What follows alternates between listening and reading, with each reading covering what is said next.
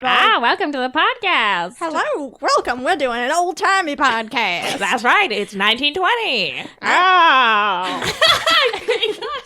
Times were sure good back then. Women could barely vote. The economy was about to crash. Feels kind of familiar. Oh, no. But luckily, the GOP wasn't out of office for a long time. It took them 50 years. What? That's what I read. Never mind. No, I read that too, so Yeah. Our next president is going to be the ghost of Franklin Delano Roosevelt. Hey. He'll protect our national parks, at least. Good work, kids. Good intro. Well done. You solved the mystery, kids. You solved the mystery of the ghost of FDR. Send him back to the grave. We're tired. Banish him. Anarchy. Podcast listeners, we're tired. We're so tired. Let's play some D&D.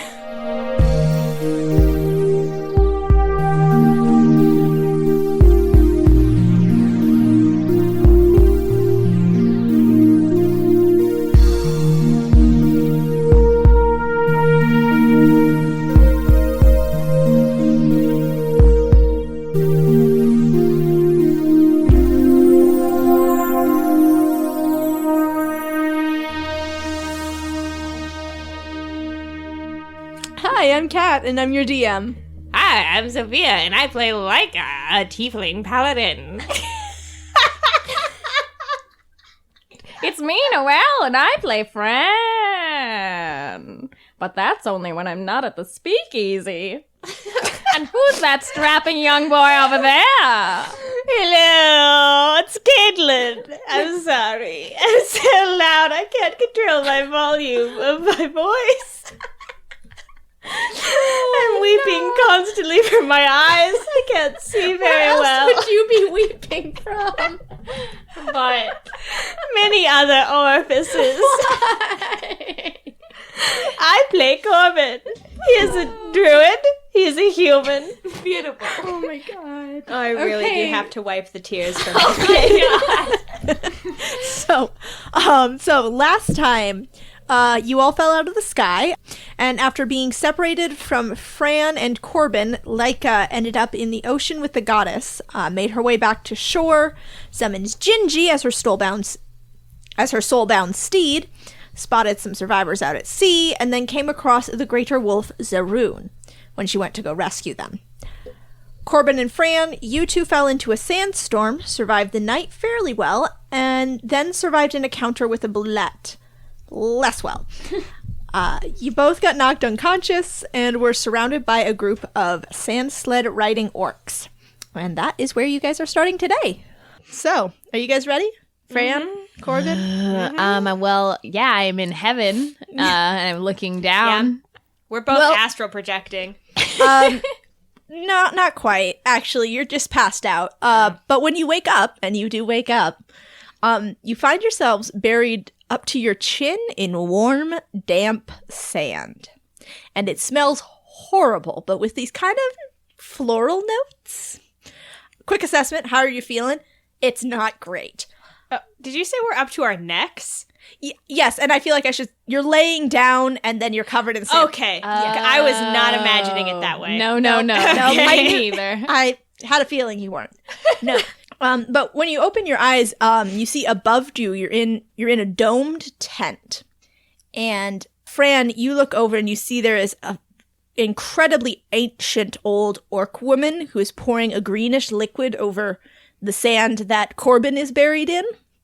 And she's humming to herself. Are we in a Bacta tank? Is this a spa? Is it? Can I do a history check to see if I know anything about orc culture? Sure. Your history is pretty outdated, but let's see what you know. Yeah. 18. Okay. What little you know about orc culture, which, some of the other attendants in the Crow clan kind of told you once that in ancient times, orcs were raiders and that they preyed on villages and, they didn't really make much of their own. They sort of just stole from other people. But that's what orcs were like several thousand years ago. Right. I don't know any, like, orcs in Estra or anything? Yeah, you do, but they're nothing like the orcs that... I mean, you've only seen one orc. They don't look the same. These orcs, by comparison, they are huge. They are... I mean, you've only seen the one, but you can tell. She's big, she's strong. Her facial features are much, I guess, shorter than the orcs you know. These orcs do not look like you know orcs to look. Cool. I say, good morning. Oh my god. The woman, she looks down at you, she looks quite surprised. And she says something to you. And it takes you a minute because it sounds like words. And it sounds kind of like words that you know, but you cannot make sense of it. It does not make any sense to you. And when she sees kind of the look of confusion on your face, she tries another language. And this one is much more guttural, and it's very low, and you have no idea. This one you're even more lost on. Corbin, don't talk to it! I just said good morning. I'm trying to be polite. I've just woken up. The woman gets up and she leaves. You're not feeling great, but you can definitely move. Functionally, you each have about 4 hit points. I say to Corbin, I think I'm hallucinating. I'm looking around the world below and I'm seeing a building. I'm seeing an old woman. And I'm seeing you. Great! Methinks we were lied to. Our whole lives. You just believe that and accept it. Yeah! All right. Well, I drag myself out of the muck and You smell super gross.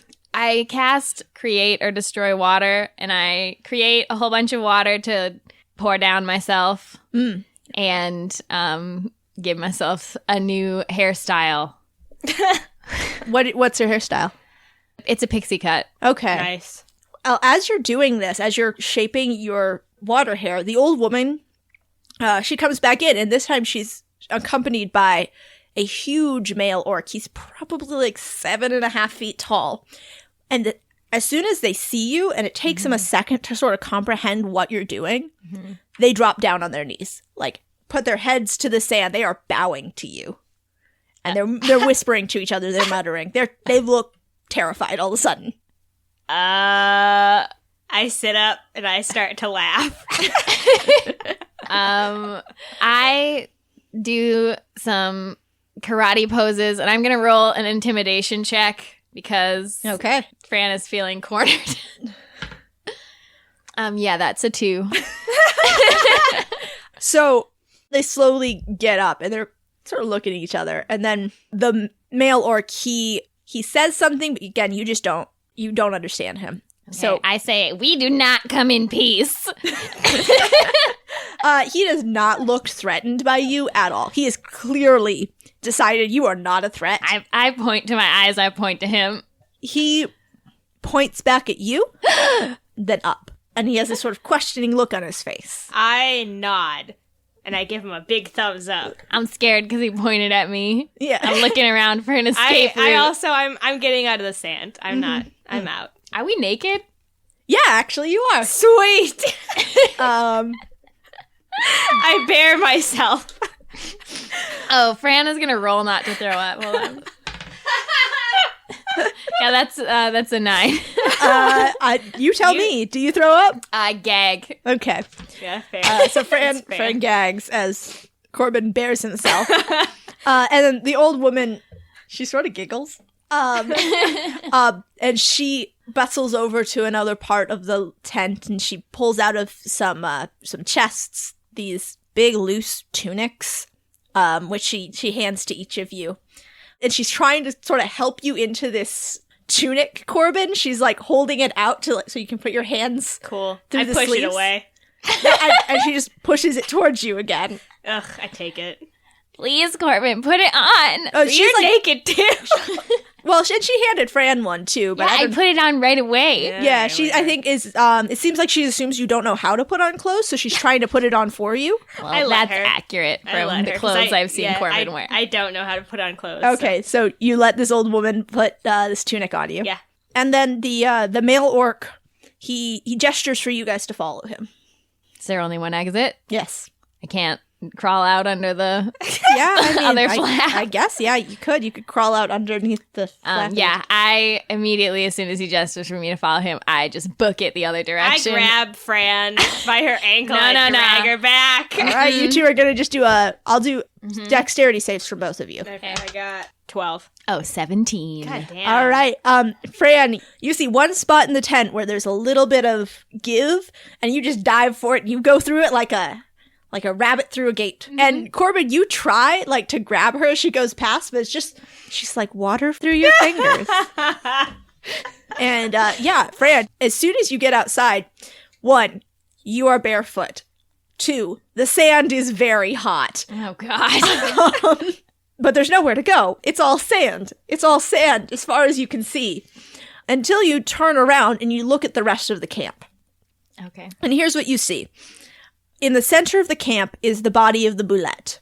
And there are dozens of orcs sort of milling around, and they are harvesting it. They're cutting off chunks of meat, they are tanning the hides, they are cleaning and bleaching the bones. It seems like they're just dismantling this beast piece by piece, and then they're loading it up onto their sleds. And in the time it takes you to process this, the big male orc has come around, and he's holding up his hands in a sort of surrendering gesture. And he's As sort he of should, as he should. He's approaching you very slowly, and he's speaking to you in a low, soothing tone.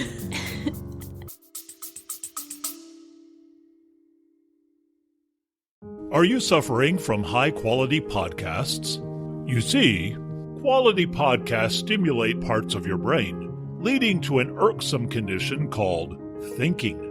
But suffer no more, my friend. Introducing Discount Storytime's blend of fictional nonsense and rancid gibberish to provide soothing relief.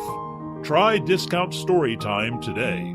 Available on most podcast catchers and at discountstorytime.com. Consult your healthcare provider before listening to Discount Storytime. Not intended to treat unicyclitis, pickleball liver, or jittering expectations.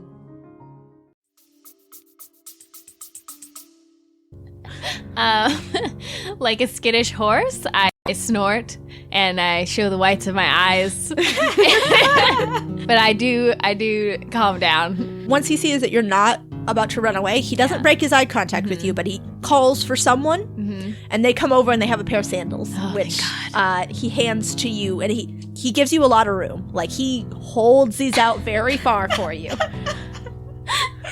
Okay, I put them on. I'm going to put those on. All right. And I give him a very small smile. Cool. Corbin, what do you do I'm after? just watching and laughing. Well, so you went out the tent the front Yeah. way and watched. Yeah, like a normal, like a normal person. crow. Yeah, and they gave you shoes at the entrance of the tent. Okay, cool.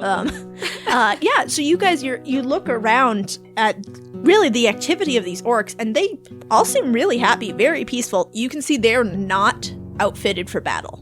The ones of them that are wearing any kind of armor, it's leather, it's hardened hide, which is not very effective at stopping swords, but it is pretty good at stopping animal attacks and monster attacks. And as you're looking kind of at their supplies and their weapons, this is not a raiding party. In fact, it looks more like they're a trading caravan. The other thing you notice is the animals that are pulling their sleds. They have the body shape of a lizard,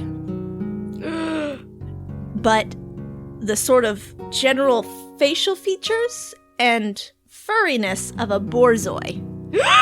So they're these very long, slim, low dog lizards that pull their sleds.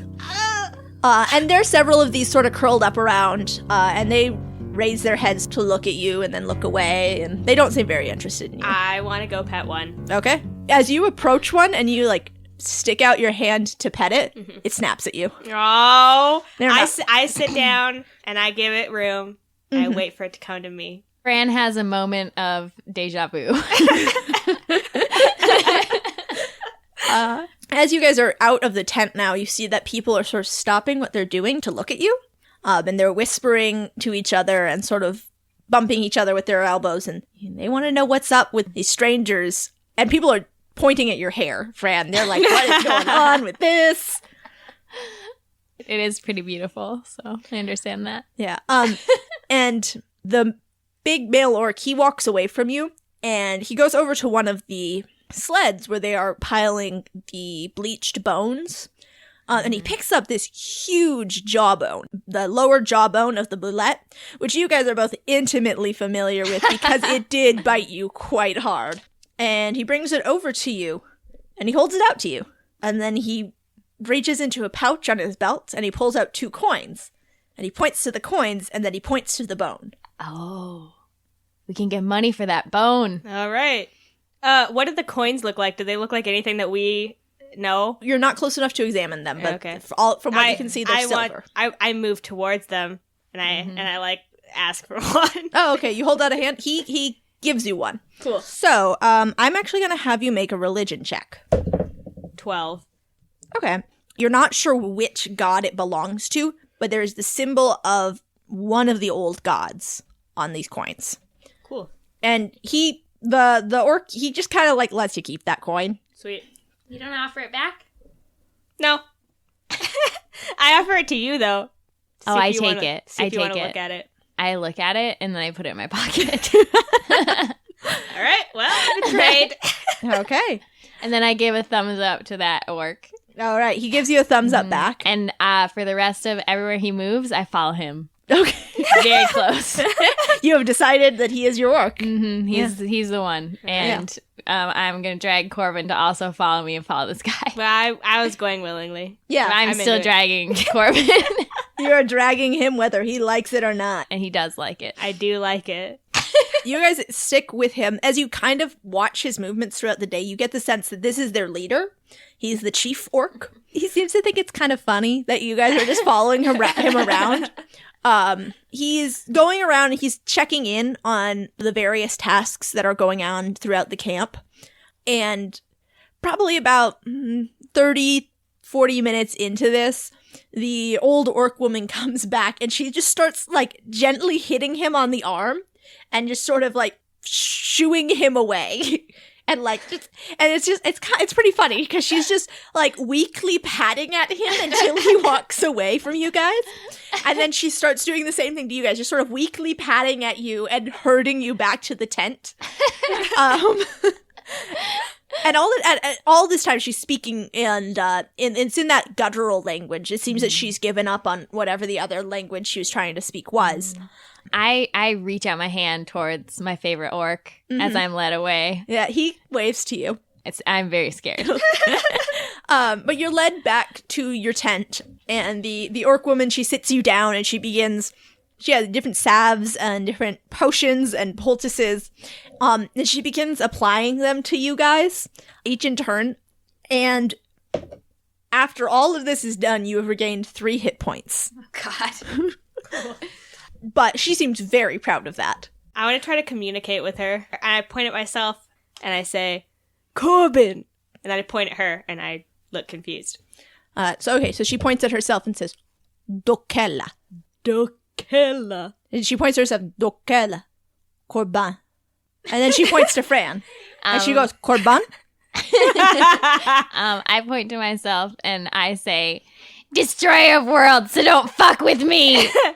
I make a huge gesture and I point cruelly with a mean face at Fran and I say, Fran!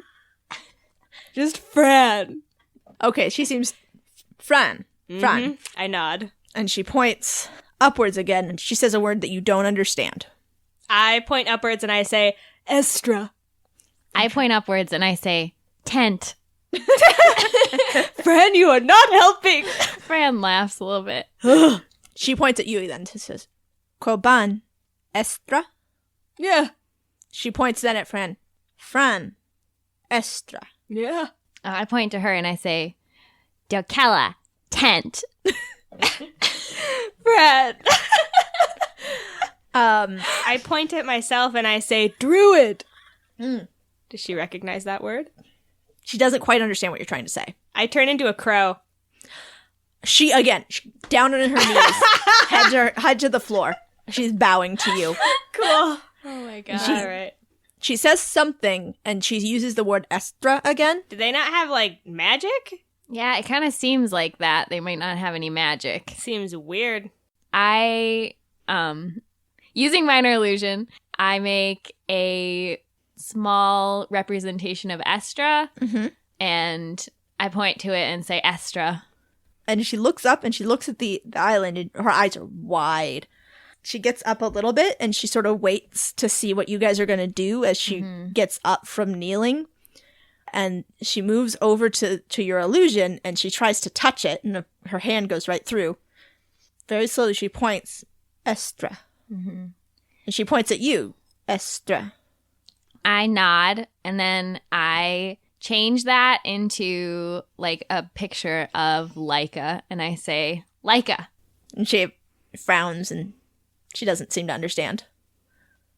Well, Good try. She looks at you for a second and then goes over to one of the, there's like some chests in here. She opens one and she pulls out a very tattered and dusty leather-bound book. It's very roughly bound, but she takes it out and she pages through it, and she opens up to a page of symbols, and you recognize some of these. These are the symbols of the old gods. And she runs her finger down the page of symbols and she says, Estra. Is there one for the goddess? Not that you know of. No. There wasn't one that you saw in Estra. Right. yeah. Well, and as far as we know, like, there was no goddess until there was Estra. Yeah, So that's fair. What about the greater beast gods? Yeah. Do Oh, I yeah. see the crow god? You see something that looks a lot like the crow god symbol, but Okay. it is not. It is distinctly different. However, you do see the symbols for the wolf god, Fenrir, and for Cernunnos, the deer god. And they look the same? Yeah, they look the same. All right, well, I'm not going to point to that weird-ass not the right crow symbol. I think she may be asking us if we're gods. Should we say yes? That's a great question, Corbin. Yeah, we nod. Okay, yeah, we not. It's like I just separated the moral compass from this group. It's exactly like that. It is. Okay, but so you guys are gonna nod. You're gonna. Oh, yeah. As soon as Fran starts to nod, I also start nodding. Okay. But I make an image of Estra again, and then I make an image of Estra, like, half exploded. Oh, okay. Yeah. Yeah. Right. And she nods and she takes a handful of sand and she blows it into your illusion. So it seems like she's seen the carnage. Everybody on the ground saw this island fall from the sky. Okay. Do you want me to heal us? Yeah, I mean, can we, like, take a rest and... Yeah, if you guys took a long rest now, you will be healed. Okay. You were just in such rough shape and she was bringing you back from the brink of Yeah, death. from Let's death. have a feast. I point to my stomach and I go, hungry. Okay, the Dokela, she laughs and she then leaves the tent. And then she pops her head back in and sort of motions for you guys to follow her. Oh, okay. And it's been a few hours now and the sun is actually already going down. It looks like you guys were asleep well into the day. And they've started a large fire around what's left of the boulette, and there is not much. It seems like they're leaving nothing behind. The few pieces that are left are, you get the impression that the work's not done. They're just taking a meal break. And they're roasting big chunks of it over this fire. And Dokela sits you in this ring of orcs around this fire, and she sits you next to that big male orc that you... Yes! They're passing around this big hunk of meat, and people are just sort of ripping chunks off of it as they pass it around.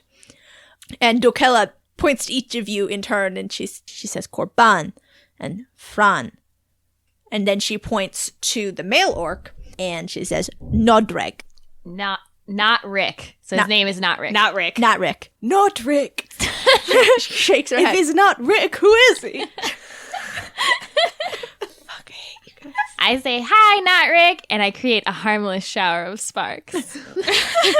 Everyone freaks out. Everybody in this camp just, like, there is screaming, people gasp, and then everybody is bowing to you. I Except for Nodrig, who seems kind of unamused. Oh, Well, And he speaks out before you can say anything else and calms people down, and but now everyone's sort of looking at you. Even if they're not looking at you, they're looking at you at the corner of their eye. Way to go. now they know who they're messing with. So. But yeah, you have a great dinner. The boulette tastes surprisingly good for being a horrible monster that tried to kill you instead. Oh, I relish every bite. And after you've eaten, you see some of the orcs go back to finishing up with the carcass. But Dokela, she begins doing the thing to you where she's just patting you, like harmlessly sort of hitting you and herding you back to the tent. And when you get back there, a couple orcs have laid out some bedrolls for you. Before we go in, I say goodbye, everyone, and I wave my arm and I create a harmless shower of sparks. There is not quite the same reaction this time, but people still, like, it is very attention drawing. I wave like a queen as I back into the tent and disappear behind the flaps. All right, well, you guys get a good night's sleep in this tent. As we're falling asleep, I say, hey, Corbin, do you think Laika's doing as good as we are? You know, I bet she's doing great. I give Corbin a thumbs up and I fall asleep into a beautiful dream.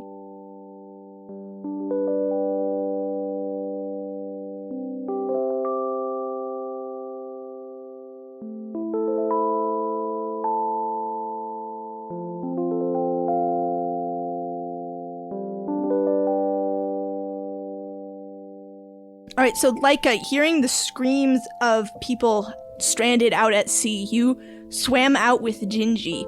But on your way out there, Gingy spotted Zaroon, the great elder wolf of your clan.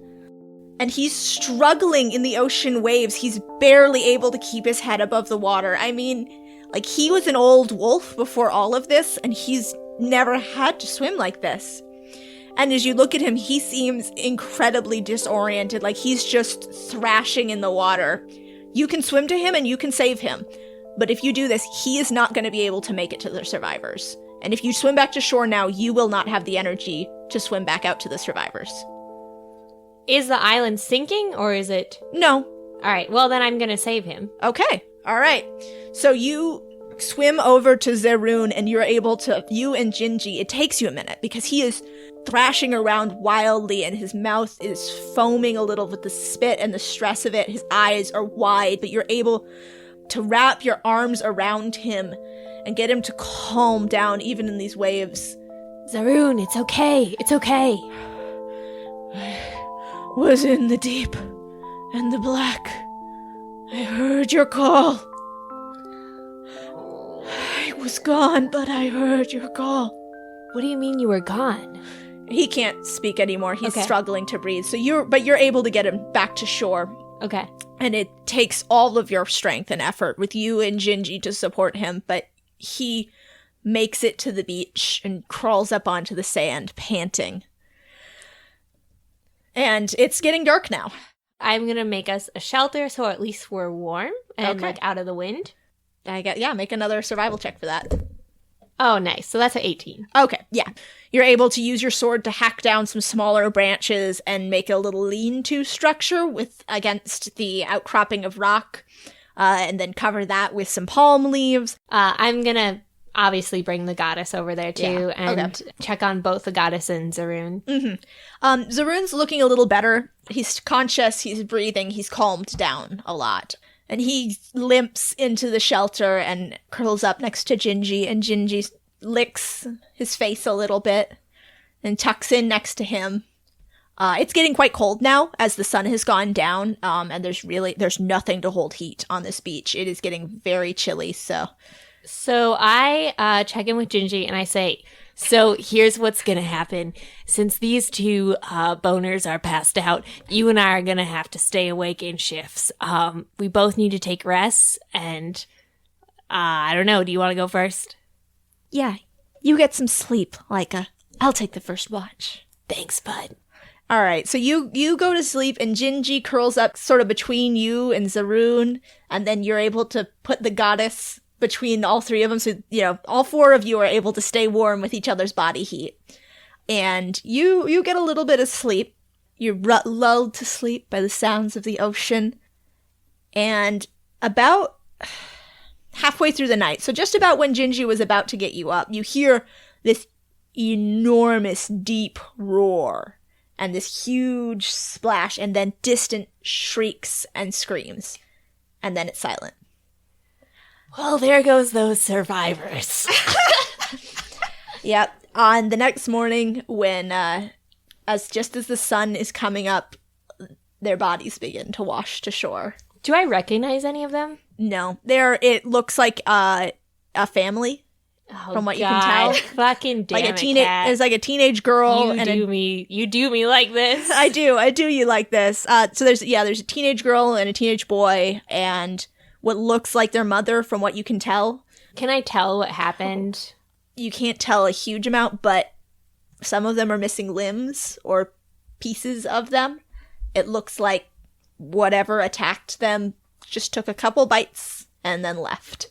Well, I feel shitty, and I bury their bodies. All right, you take the time to bury their bodies on the beach? Yeah, I do. Maybe Okay. one thing I would do is, as I'm burying them, like, check to see if they have anything I can repurpose. They don't have much on them. You actually, as much as it feels a little weird to you, you can take your clothes because having that extra cloth might be useful, especially in a desert situation. Yeah, I think I will do that. Okay. For also to protect the goddess, too. All right. So by the time you are done with that, it is getting into about mid-morning, and you do not have any rations. The goddess is not awake still. She's breathing a little bit more strongly, though, so she's definitely making improvement. And Zaroon, he's able to get up and about. What do you want to do? Well, I say a prayer to Fenrir, and I make markers on their graves. Nice. I'm going to check in with Zaroon and say, what did you mean you came back from the deep, from the dark? When Estra fell, and I fell with it, I was plunged into the dark, and I thought that I would sleep there forever. But I heard the call from the amulet I gave you, and knew I could not stay. And so I came back, only to find myself in that deep water.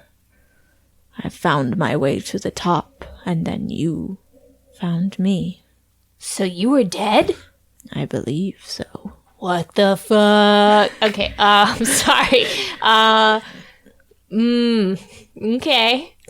I do not know what has happened to the others. Why wouldn't they have also been summoned? I do not know. Perhaps they were too far out to come back. I guess I don't fully understand what happened. I have an idea, but do you know? I only know what I saw from the forest. That the barrier the goddess erected all those thousands of years ago was destroyed by some evil magic. And then the forest broke apart. What do we do now with the goddess? We must keep her safe. There is always an Estra as long as the goddess lives. Do you know if there's anywhere in the world below? No, I don't know. We've not seen this world in many years, and I was not alive when the island was raised. Cool. Well, I think I'm gonna tie the goddess to Zaroon's back, and as long as they're both good to go, we are gonna head in a direction. Just pick a direction and go? I'm gonna do a perception check and see if, like, I see anything on the horizon, if I see any, like, smoke, anything. Anything. Just any sign of life. Just anything. Or anything else that I can, Yeah. bring with us to, like, eat. Okay. That is a 20. Okay. Yeah. With that, you're able to spot and kill a few small lizards. It's enough for you. I mean, it's not enough, but you're able to eat it. Zaroon, he actually lets you have all of it. And then Gingy has a couple bites as well. But they're big magical wolves. They'll be fine. For now, anyway. Are you eating those raw since you can't make a fire? Yeah. Oh, God. That's okay. what we do. That's sick. Laika ate a lemur, a rotting, horrible, shambling mound of flesh, and it's the lizards. Yeah, okay, but like that was for like the vine. You ate a centipede. Yeah, but like that was for the vine. Oh God. Do it for the vine. I did. A vine is dead. It died with Estra. Whoa, Caitlin just did a backflip. She did it for the vine. Sponsor. I did it for the vine. Oh, how can it sponsor? It's whatever. Okay. All right. So you finish up your meal of lizard. You get dressed. Make the goddess as comfortable as you can on Zaroon's back, and the four of you set off into the desert.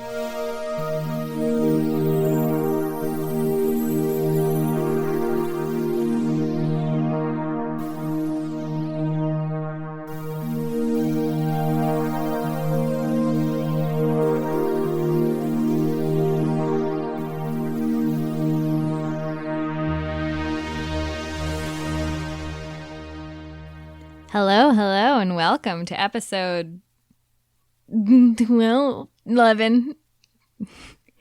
First of all, I need to shout out to our sweet Patreon donors because we've just been blown away. So you may have noticed, I don't know if you were paying attention, we just barely mentioned it, but we did get a Patreon donor named Brandon a couple weeks ago, and we loved that.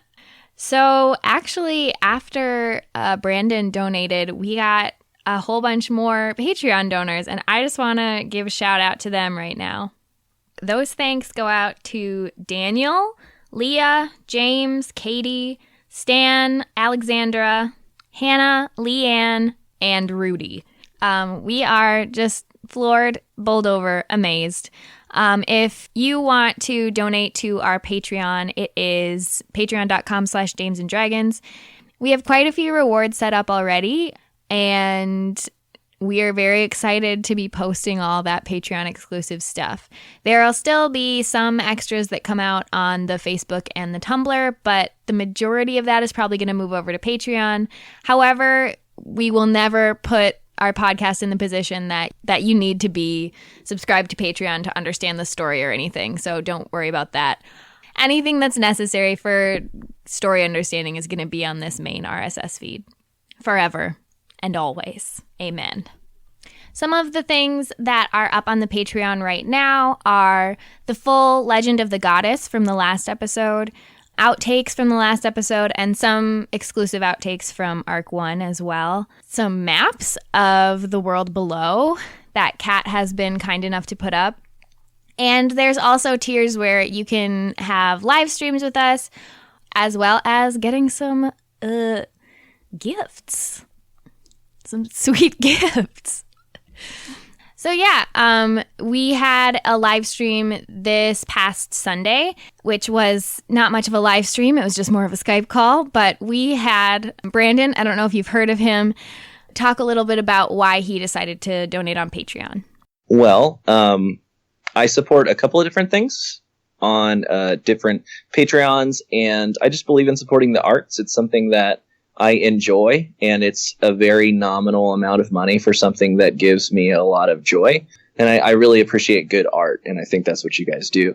And it's very evident to me that you guys really care about audio quality, and Noel cares about editing and musical interludes and things like that. Like, in terms of finding one that's a D&D podcast, but very different from a lot of other ones, is very passionate about what they do and produces really good quality independent one-off work. You guys aren't doing a module. Kat's doing it from her own story, which is very impressive. It's something that's very easy to give.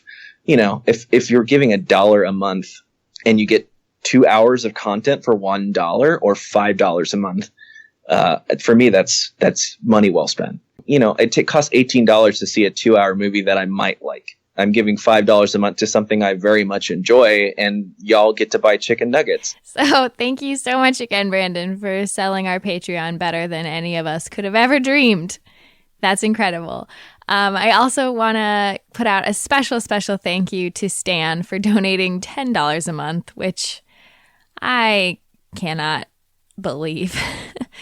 And so in thanks, he asked me to sing Hayden's A Very Full House theme. And I did like a shortened rendition of it, but here it is. It's a very full house. So many people in this house. Too many people in this house. 'Cause it's a very, very, very, very, very, very, very full house. Hayden, I hope that was okay with you. And I also hope, like, if it wasn't okay with you, that you blame Stan completely. Thanks so much for writing a great song. I also want to put out a thank you for all the people who have reviewed us on iTunes. So that means that a thanks is going to go out to Aquino Zeno, your pal L, D. Finseth, and somebody called Sleeper Agent Chantel. Ha ha ha ha.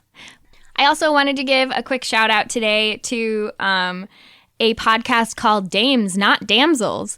Yes, that's Dames, Not Damsels, not Dames and Dragons. I found them because they always come up on my search bar when I search for Dames and Dragons. And they posted their first episode almost exactly the time that we posted our first episode. So it's kind of a really interesting little bit of coincidence there. So this podcast is, as they say, a podcast by lady nerds for lady nerds. So I would assume that that applies to a lot of you in our audience. They explore a lot of topics just about their lives and a lot about nerd culture and women in nerd culture and how our experience can be unique. It is two ladies who are also in an actual play D&D podcast called Dicey Tales, and they are really cool. I've talked to them a little bit. Yeah, they're really kind in the way that they talk about things, in a way that I'm not sure I could be about some of the things that they mention. So I would really recommend their podcast if you're interested in learning more about how women experience nerd culture, or in commiserating and celebrating how women experience nerd culture as a woman. I also want to thank everyone in our audience for continuing to be freaking amazing. I love you all so much and so personally. I am reaching out my soul to you through the astral plane and touching you gently on the forehead. I hope you feel it. The next episode will be up on May 29th. And now for a message to Chantel. Chantel, I am so glad that you left that iTunes review. It is beautiful and perfect.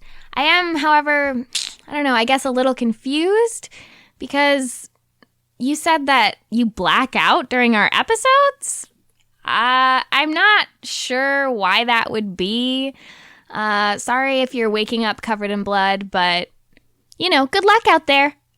All right, Chantel. The code word is renegade bisexual dog stealer. Obviously. And here's a message to my brother, who I am trying to get to listen to the podcast, who has been listening and he likes it so far. Anyways, the code word is he's a fart mouth. Yeah. We'll leave it at that.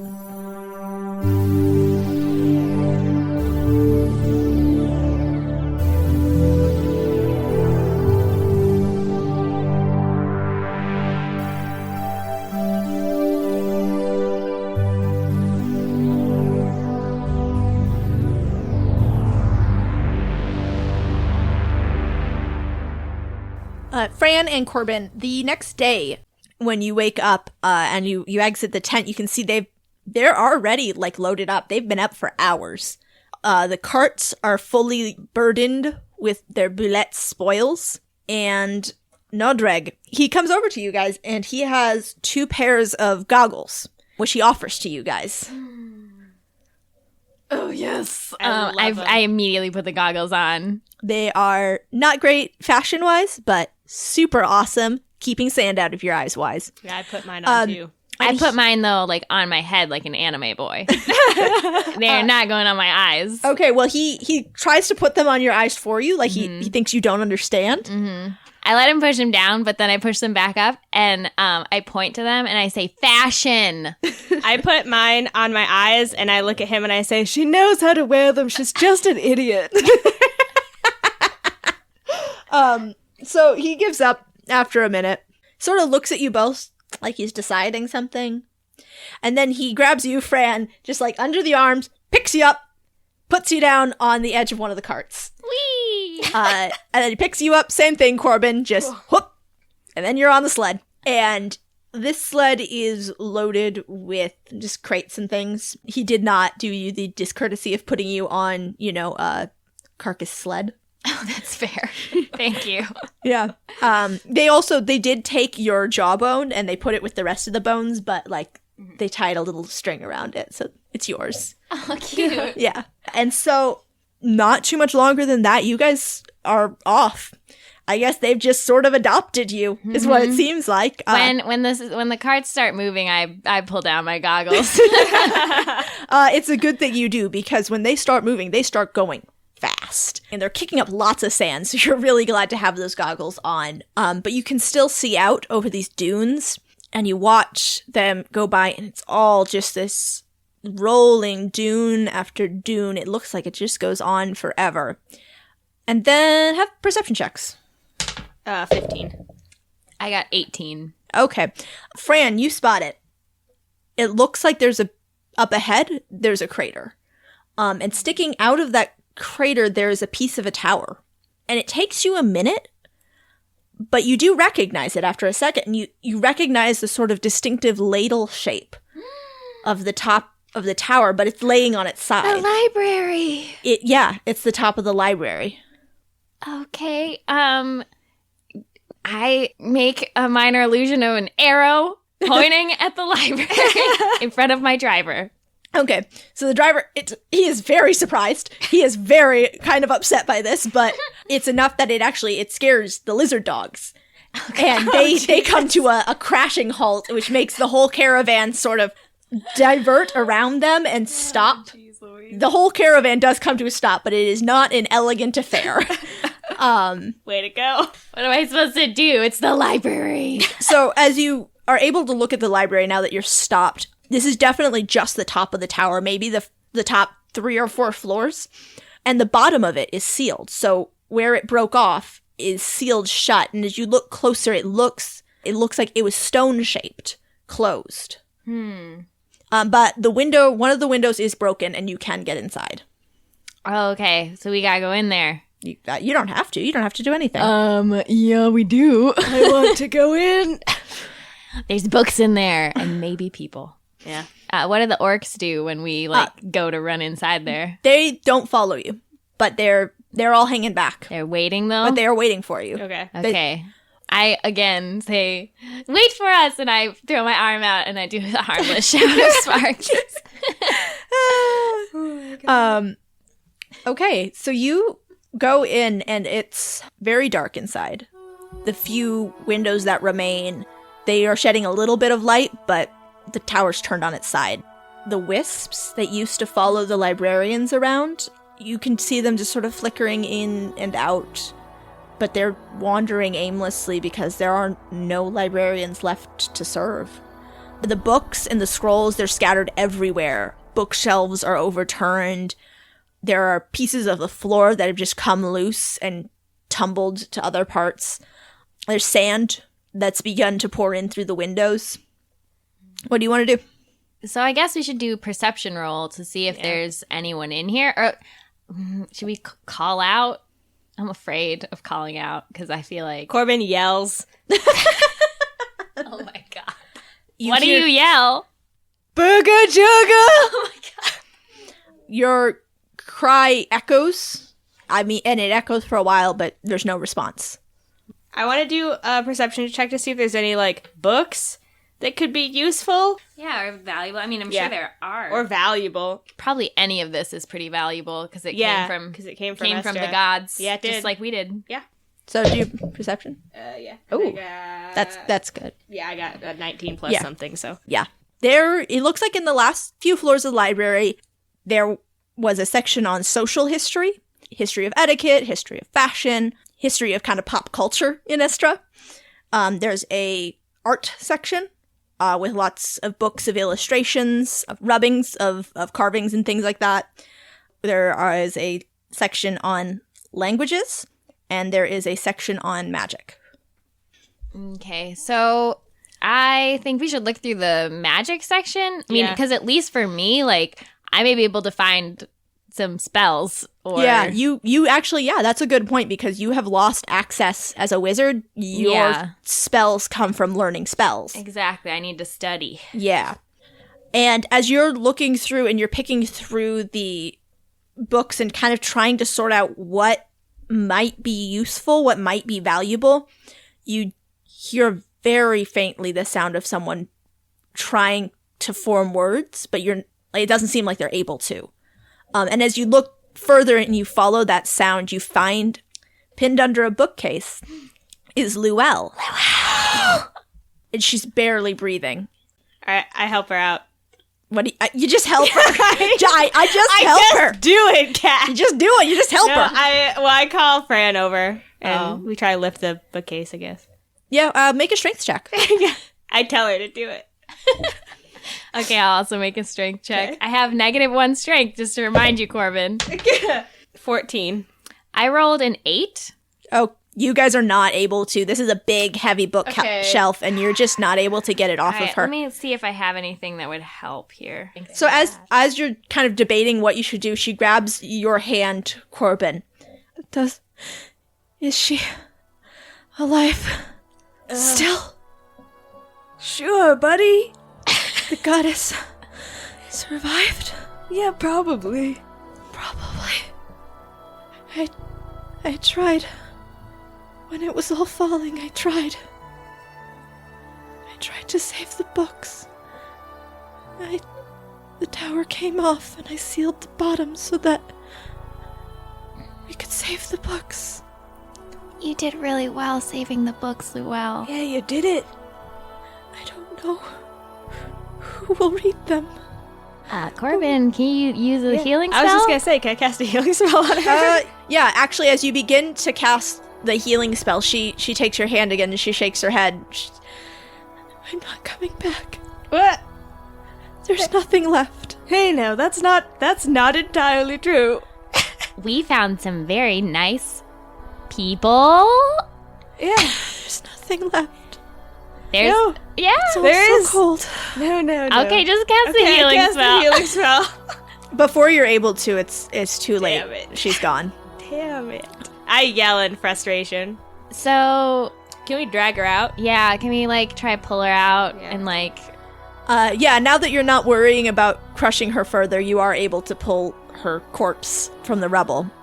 And as you get her out, a wisp appears by her face, and it bumps into her once and then again, and then it fades out. No. And it disappears. And the rest of the wisps, that they also just begin to fade out one by one.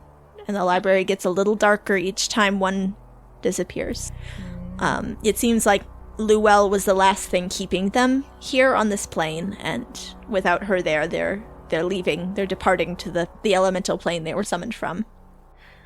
well, we should take her body with us when we go, but Yeah. I mean, we should still try to find some books that Yeah. are useful, probably. So what you're able to find here is quite a lot, actually.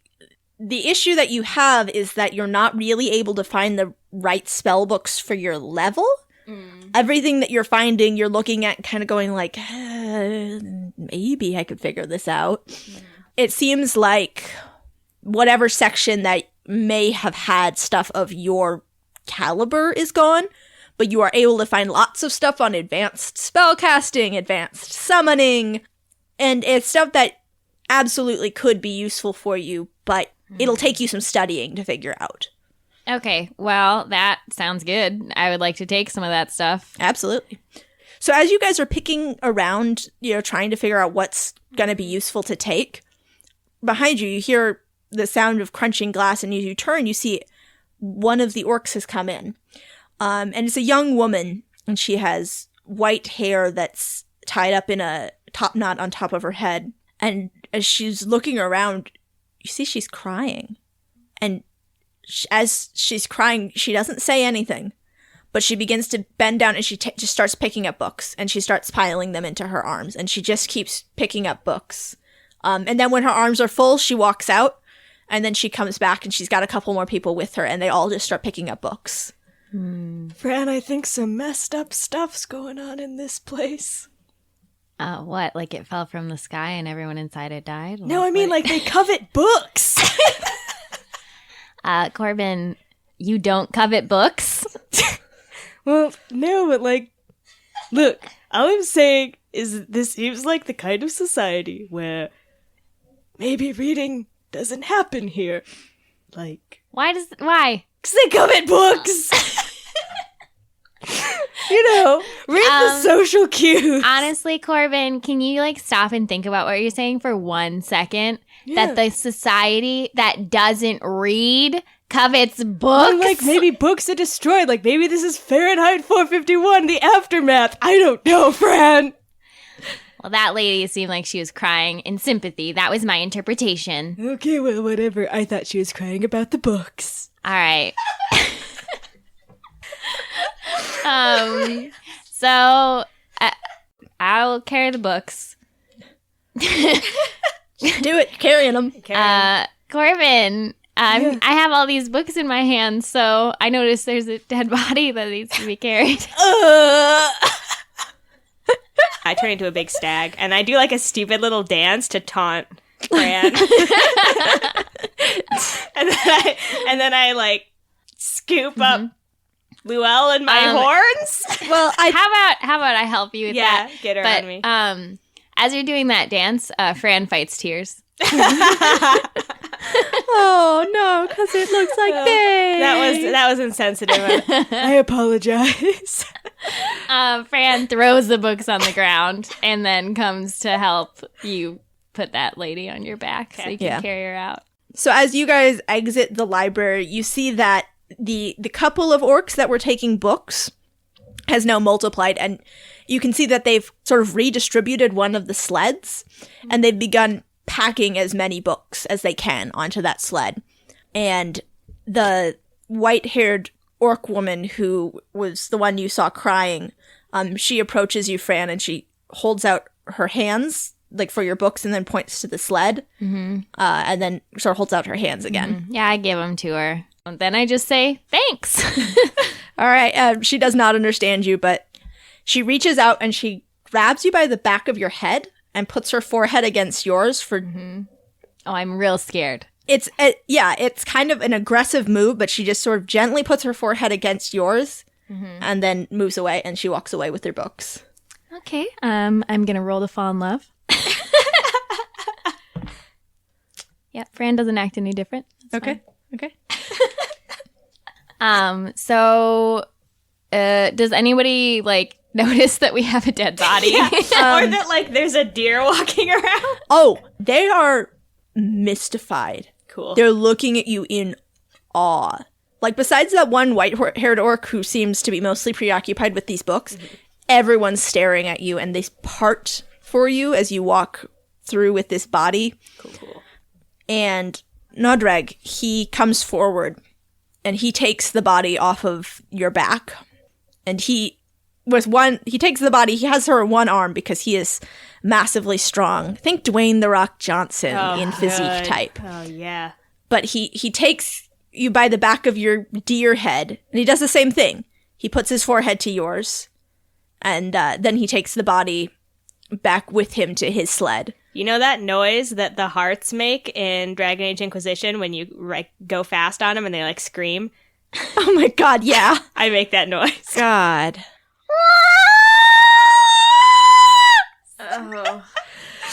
All right. Well, once you're back in your human shape and the sleds are loaded up, it's getting dark. This has definitely been a large detour, but they are all loading back up and getting back on the sleds. It seems like even though it's getting dark, they're not stopping tonight. So are we on that sled or are we Yeah. on a different one? Yeah, actually, they let you ride on the book sled. Cool. Okay, cool. And as the sun is going down over the dunes and you're riding on this book sled, you don't know where you're going, but it's better than where you are.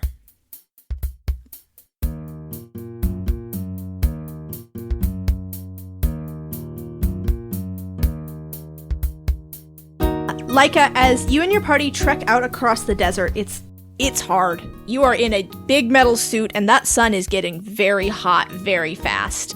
And I'm going to have you roll 3 survival checks. Because you just love this. I do. You're sick. I love it. Oh, great.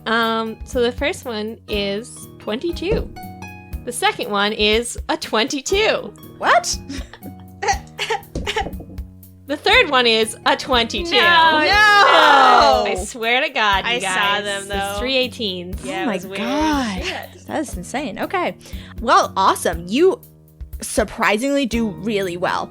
As you're starting off across the desert, the first time you go down a dune and then realize how far it is to go back up, you realize, okay, we need to walk on top of the dunes rather than trying to go straight. And that helps you a lot. You guys are able to form a single file line of it was Gingy, you, and then Zaroon carrying the goddess across the tops of these dunes. And as you're walking across these dunes, you see in the distance this lightning storm coming. It's just like a wall of dark ahead of you, and you immediately realize that is not something you want to be out here for. But at first you don't see anything, so you keep going.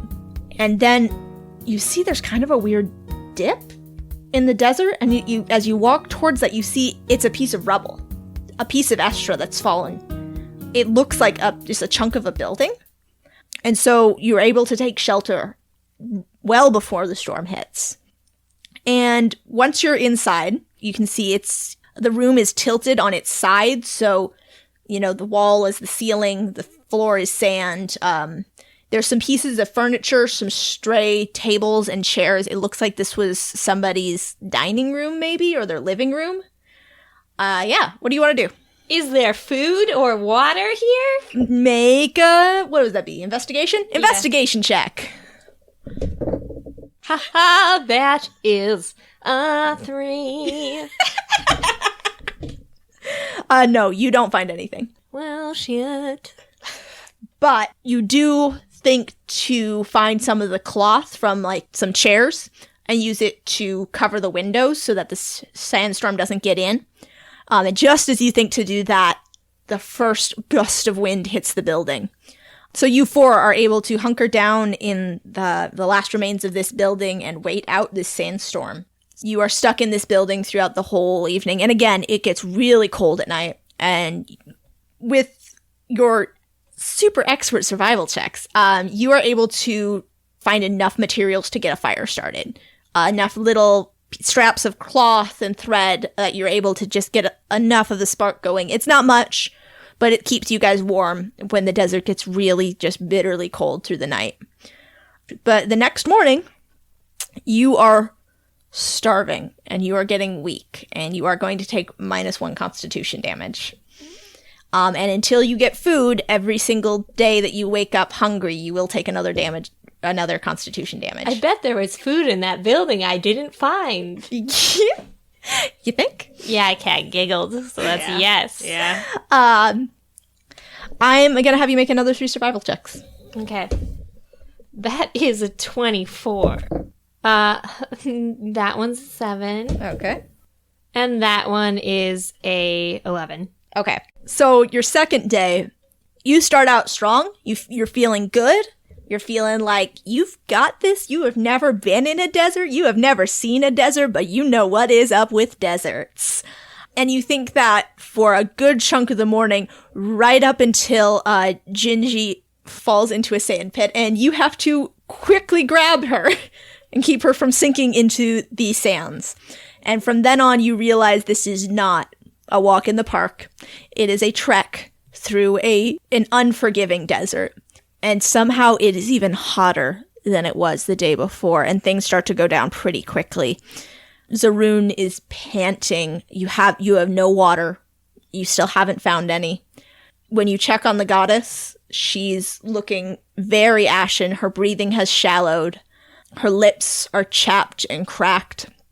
You're all definitely suffering from dehydration at this point. And I'm going to have you make a perception check. 11. All right. Oh, it's just barely enough. Thank God. It's getting late. The sun is starting to go down, and just in the distance, you're not sure You're not sure at all. But you think you see a little bit of green. I run towards it, screaming, land, freedom. And I have a really long beard now. And I'm wearing rags. And I have a ball that's named Wilson.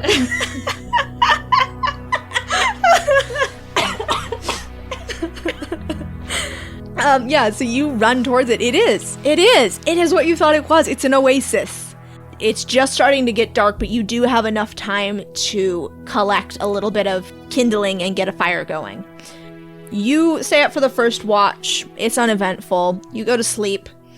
And when you wake up the next morning, it's because you feel Gingy licking your face.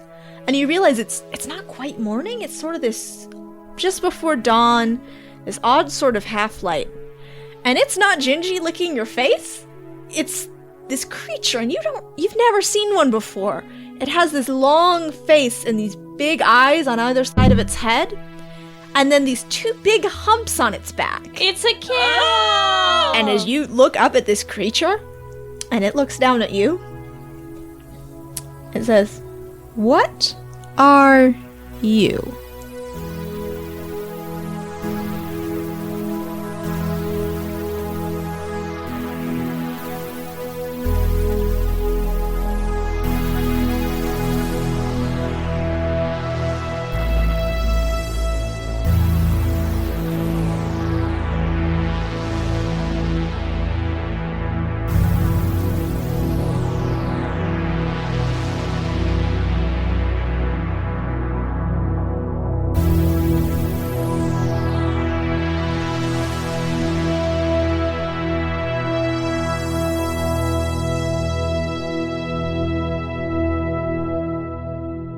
And the four of you set off into the desert.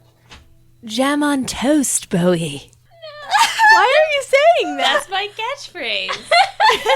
Are you making up a catchphrase? You can say jam on toast, I guess, if you want. I do want. Why are you saying that? I love to say jam on toast. What is that from? What does it mean? My mind. It means nothing. It's a cool thing that cool guys who eat onion rings and wear tight shirts say. No, it's definitely from something. Kat, are you looking it up? Not. Yeah, it is. Tell us what What's it's from. it from? I bet it's super embarrassing. It's from on nothing. Urban Dictionary. It means having sex in a car. Wow! I'm saying it because that's not what it means. Clearly, you can look up like fart on a log, and Urban Dictionary will be like having sex in a car. Okay, It'll be like having sex on a log, Sophia. whatever. Will you just say fart on No. That's just as cool as jam on Jam on toast is very cool. Okay, all right. If that's going to be your catchphrase, I guess we're just going to embrace that. Okay.